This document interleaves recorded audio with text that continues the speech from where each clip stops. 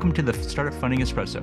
I'm Hall T. Martin, where we talk about how to raise funding and invest in startups and the time it takes to drink an espresso.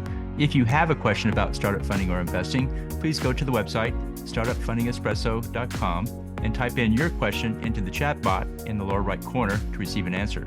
I hope you enjoy this episode. Hello, this is Hall T. Martin with the Startup Funding Espresso, a daily shot of startup funding and investing. There are costs to running a family office. Here's a list of cost categories to budget for. Professional costs, including the services such as tax, accounting, and financial. Family expenses, such as living expenses, travel, healthcare, and taxes. Facilities costs, including communications, technology, and administration overhead. And financial costs, including advisory management fees, research, and reporting. Here are other factors to consider as well in estimating the cost. Complexity of portfolio. The greater the number and variety of investments, the greater the cost to manage.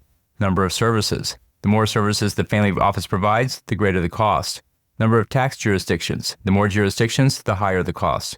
And number of legal entities. The greater number of legal entities, the higher the cost. A rule of thumb is that the cost of investments in family office costs should be no more than 1 to 2% of the family office assets.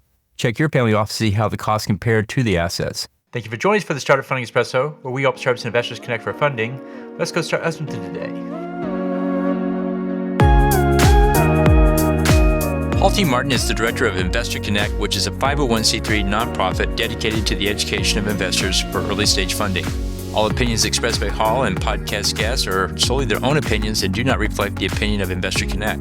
This podcast is for informational purposes only and should not be relied upon as a basis for investment decisions.